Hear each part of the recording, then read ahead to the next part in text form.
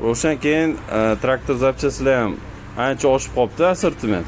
O'shalarni ham bir Traktor zapchasiga mana eng ko'p kerak bo'ladigan mana moy mahsulotlari.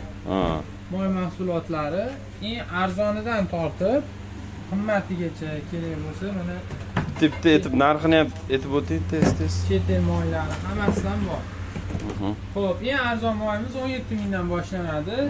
100 ming, 120 minggacha moylarimiz bor. O'zligi, masalan, mijozi talabiga ko'ra olib kelib beramiz. Keyin mana bu hozir mana kullisida уже har ish texnika ishlagandan keyin uni moylash kerak. Bunga ham qarab e'tibor berish kerak. Har xil turdagi mana moylarimiz bor. Bu gradusga chidaydigan moylar. Issiqqa chidaydi.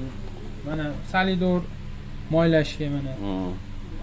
Xuddi yana asalga o'xshaydi. Hammasi bor. Hozirda. Keyin mana tuzatish uchun mana har xil turdagi kalitlarimiz, kulish deyiladi. Hammasidan bor. Katta kichkinalari, mana naborlari bor. Mana shlankalarimiz bor mana. Kuchli davleniya, katta davleniyaligi. Katta davleniyaga chidaydigan har xil turdagi shlankalarimiz bor. Keyin rimellar. Rimellarni hamma rimellar mana hamma razmeriga qarab yo'qlarini buyurtma asosida olib kelamiz. Zo'r. Filtrlarimiz bor. Mana har xil turdagi qog'oz filtrlar.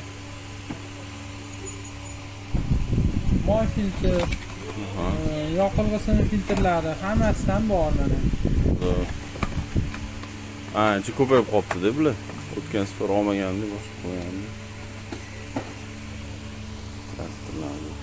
Pluglar ham paydo bo'lib qolibdi, anaqalar, jo'g'lar.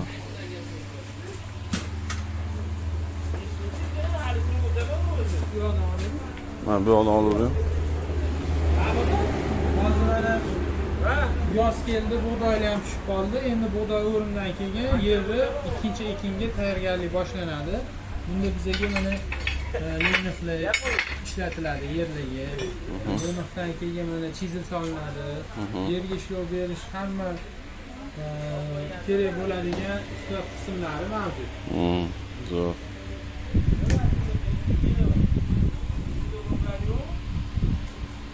Hop. Ma'muniz ham yo'q edi. Kamdan kam bo'ladi, hammasi ham bo'ladi. Hop, ko'raman.